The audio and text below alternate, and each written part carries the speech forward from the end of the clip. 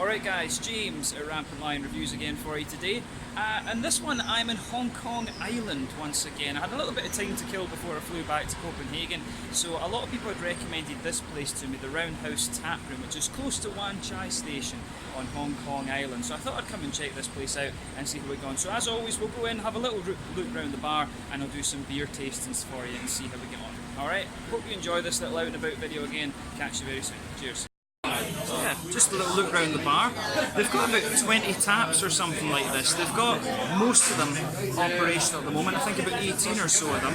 But they've got these pipes upstairs that go to the cold room. We'll go up and take a look at that in a minute. But yeah, you know, a little bit tight for space and things, but this is just how it goes in Asia. So yeah, Stone Brewing. I'll talk about them in a little minute. But yeah, we go up the stairs. Oh, and there's the Hallgate Brewhouse from Melbourne. I remember these guys. So, yeah, up the stairs. You know, here's their cold room where all their barrels are and stuff like this. This is where all the beers head downstairs, all their keg lines and everything. Pretty cool actually. And they've got a little bit more seating and things up here and a few more bottles and stuff like that. So, yeah, really cool. Nice little bar. But yeah, I think this is really cool, all their glassware and stuff and things like that. And of course, there's the main message for you there, drink better beer. Alright guys, so little look at the tap list then. So, Loose Rivet from Heart of Darkness in Vietnam. Really interesting that, my first Vietnam beer. Rebel IPA from Sam Adams. The Wit Beer from Gouden Carolus in Belgium. Deschutes, their Black Butty Porter. Lama Island, Machine Men from Yardley Brothers over on Lama Island. You know, kind of interesting brewery that. Some from Deschutes, some from Stone in America. Another one up here, Arrogant Bastard from Stone. Throwback Session IPA from Pirate Life in Australia. Quite a big brewery now. They got bought over by somebody. Cooper's, the classic Cooper's Pale. I think that's the green one if I remember correctly. Little Creatures, some Pale Ale and Dog Days there. Sheppy's Cider, the Espresso Stout from Hitachino in Japan. Double Edge from Carbon Brews. A Belgian Dubel, first Belgian style beer I think I've seen from Hong Kong as well. Shadow of the Mind from Carbon Brews. Dark Saison. So another one from Carbon Brews here, Sour Punch, Berliner Weiss. This one looks as if it would be interesting. Carbon Brews and Coedo's Kameha India Pale Lager, 6.6%. And yeah, a little bit of lunch menu. So, you know, nice tap list here. There's the symbols of some of these breweries. Carbon Brews, Rogue Brewing from America, Escape, the Kowloon Bay Brewery, Pirate Life. So yeah, there's your tap. Alright guys, second beer tasting then, and this was one that caught my eye as soon as I came in. You know, just really unusual to find this one. So this one is a New England IPA, it's called the Loose Rivet, and it comes from Heart of Darkness Brewery in Ho Chi Minh City in Vietnam. So this is the very first Southeast Asian craft beer that I'm ever trying for you. So, you know, really pretty cool actually, I have to say. So, I've never ever seen, I didn't even really know there was much craft beer kind of popping up in Vietnam these days, so always cool to discover new things. But yeah, as you can see and as you'd expect from a New England IPA, this guy is, you know, this is more of a yellowy colour. If I put my fingers right behind the glass, you can see completely hazy, which is exactly what you'd expect. When it was given to me, it did have a bit of finger of a frothy, pure white head, not creamy or anything like that, but pretty much as you would expect in terms of appearance. So let's take a look at the aroma and see how we get on then. Oh, that's really interesting.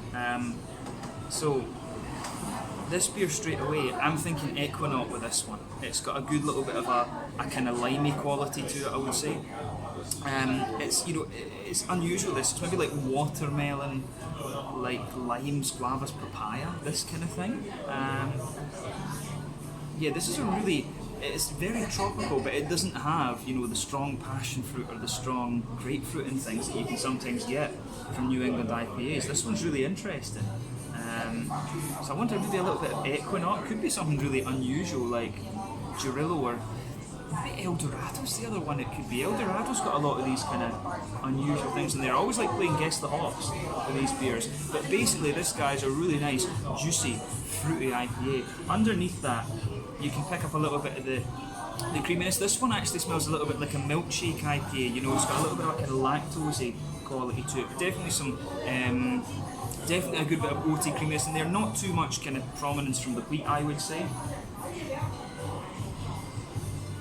Yeah, just a little bit of wheatiness, but not a lot. Creamy oats and almost just that little bit of lactosey quality.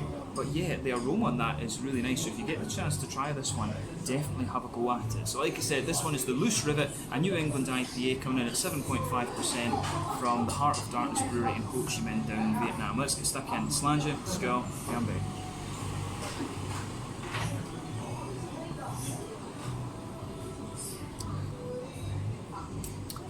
That's pretty good, I have to say. You know, it's this one really wouldn't look out of place compared to the other ones you're getting around Asia. This is well done, so thumbs up to Heart of Darkness Brewery.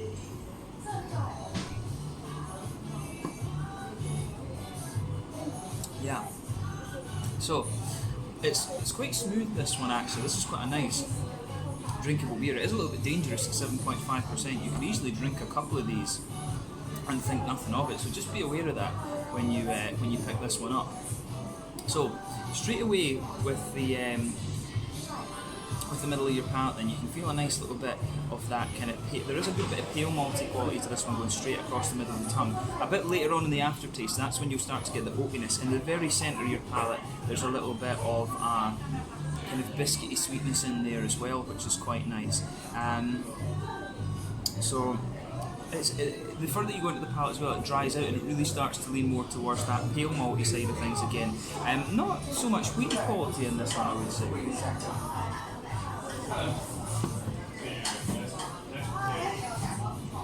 So yeah, on the grassy side of things there, or the green side of the hops, a little bit of earthiness in the back corners of the palate. As you come further forward, it gets a little bit kind of floral and aromatic. Then round the very front curve of the tongue, just a little bit lighter and grassy. And then of course behind the front curve of the tongue, that's where you get that fruity, juicy side of things from the hops. So for me, this one, it does have a little bit of a darker, like passion fruit or something to it. There is a little bit of that at the back of the bubble, but coming forward from that, you do still get that lime note. There is quite a big presence of lime for me in this one, so I do think there's equinaut in here. There's a few other kind of tropical fruits to this one as well, but I really want to say lime. I think there's equinaut in here, I'm pretty sure about that. Maybe a little touch of Eldorado, something like that. I would go for equinaut and Eldorado in this one. I might be completely wrong, but like I say, I always like playing Guess the Hops. And the limey notes definitely come out a little bit more the further you go into the aftertaste. So yeah, mouthfeel with this one, kind of mid-bodied. Carbonation's very, very smooth in this beer. It's quite a smooth mouth for this one, not really oily too much. IBUs, I think we're talking about 30-ish with this one. The malt base, the middle of your palate does dry out with this one a little bit. This is using a similar kind of yeast to like Heady Topper, so it does give you a little bit of that sort of vegetal kind of flavour in the middle of your palate as well. So this is like a properly old school New England IPA. I thought it was going to be kind of milkshakey going by the aroma, but it's quite an old school one. It has the sort of vegetal kind of thing you get in the middle of your palate from Heady Topper and some of the farmhouse New England IPAs. Actually, it does have a little touch of a farmhouse quality to it, but nice juicy fruitiness, a little bit of hoppy bitterness, and quite smooth overall. Exactly what you want, but definitely cool to try my first beer from Vietnam. So hats off to Heart of Darkness Brewery for this. They've done a good job here. See you with another one. Alright guys, let's get stuck into the first beer then. So this one is called Shadow in the Mind, and it's a dark saison from Carbon Brews. And I chose this one because, I was really, really impressed with this brewery the last time I came to Hong Kong, and I thought, let's try something from the dark end of the spectrum with these guys. Carbon Brews, of course, it's the same guy who owns this brewery that is the brewer for Hitachino Nest's operations here in Hong Kong. So, a very good kind of brewing pedigree. So, as you can see, and as you'd expect, it's a dark beer, lovely dark kind of mahogany colour. I think it's showing you up that it's a nice kind of Coca-Cola type colour on the video there. The head on this one is just faded away a little bit. It was a kind of fawny colour rather than anything else, and it was up to the top of the glass. I ended up chatting to the guy behind the bar, Gabriel, really sound dude actually, and he was telling me a little bit more about this beer. Apparently, very, very seasonal. And it's quite difficult for them to get a hold of this one actually. They've been doing this I think 1 or 2 years, but quite a difficult one, or quite a difficult for them for them to get hold of when it comes out. But yeah, it looks really nice, this one. So let's check out the aroma and see how we get on. Oh, now that's really interesting. It's actually very sweet, to be honest with you. You've definitely got that nice doughy, bready, yeasty thing that you would expect of a saison beer. That it's not quite wheaty, but a lot of white bread in there. You can definitely pick up a little touch of an almost kind of spicy note to it. It's almost it's definitely got a little bit of that almost wheaty spice to it. But lovely doughy, bready, yeasty thing coming out of this one. There's almost a little bit of biscuit in there as well, and a little bit of brown sugar too, which is quite interesting. But you can smell a little bit of a roasty, toasty black malt quality. It almost reminds me a little bit of the German Schwarzbiers in some way from its aromas, but a little bit more kind of bready, like you'd expect from a German Helles or something. And I'm saying German beers, but the saison, of course, is a Belgian style, which is kind of interesting. So this is a really unusual aroma this beer. You don't come across too many of these dark saisons, so if you get the chance to try this one, have a go at it. But yeah, that smells really nice. Hoppy side of things, I mean, a little bit of earthiness in there, a little bit of floral quality, a little bit of grassy kind of quality as well, some red fruity notes, a little bit of a kind of candied strawberry and stuff like that, and you know, it's kind of what you'd expect. I mean, maybe a little bit of blackcurrant or something. It's got these kind of candied fruity esters to it. It's got a little bit of a kind of grassy, floral, earthy sort of thing. So kind of what you'd expect actually, but an interesting smelling beer. This is a style you don't come across too much. So let's get stuck in. Slangia, Skull,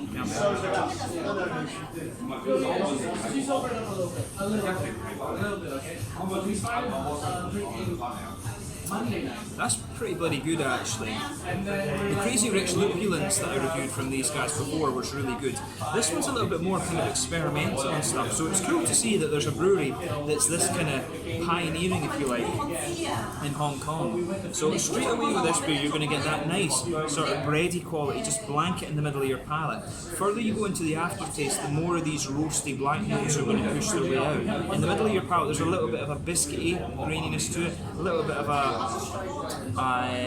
sort of caramelly sweetness too, almost a little touch toasted actually. There is definitely a brown sugary presence to this beer, but it is really quite nice actually. This is a solid beer, and you know, I was impressed with Carbon Brews before, even more impressed with them now.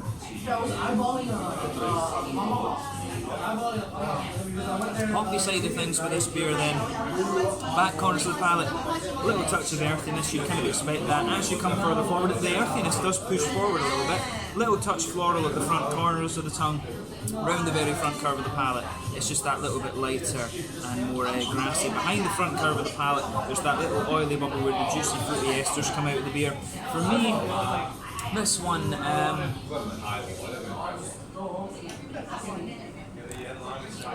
initially, it's almost got just a little bit of a grassy sharpness to it, but then it starts to get a little bit kind of candied and strawberry and things like that. It just becomes almost a little bit like blackcurranty and ribena in the aftertaste too. So I mean, it's a really quite interesting beer. This one is, you know, you don't, as I say, you don't come across the dark saison too often in the craft beer world these days. So if you do have any recommendations for dark saisons, shove them in the comments section below. That'd be great to hear. And the cool thing, of course, is to find one of these in Hong Kong of all places. So, you know, really curious that actually. But yeah, mouthfeel then, mid-bodied beer, no doubt about that. Carbonation's very smooth. Mouthfeel overall, it's a little touch kind of, it's quite an oily beer this, to be honest with you as well, but it does smooth out later on. Nice little bit of hoppy bitterness, we're talking maybe around 35-40ish IBUs in this bit from the malty, a little bit of a floral quality as well. Nice balance between roasty quality and smoothness in the malt base. It does have a bit of sweetness in there as well, and some nice kind of juicy oily fruits as well. But overall, really nice beer this one. Shadow in the Mind from Carbon Brews, one of the local Hong Kong breweries here, but they've got links with Hitachino Nest from Japan too. So yeah, let's get into the second one then. Cheers. Alright guys, so just finished up at Roundhouse Taproom, and you know, had a really good time here actually. Bill and Pat, I ended up talking to them, a guy from New Zealand, guy from California, really nice dudes. Chatted to them a little bit after my second beer, and that was really fun. For my two beers here, it cost me 160 Hong Kong dollars, so that's what, about 16 British pounds, so 18 euros something like that, and that will be what, yeah, about $20 US.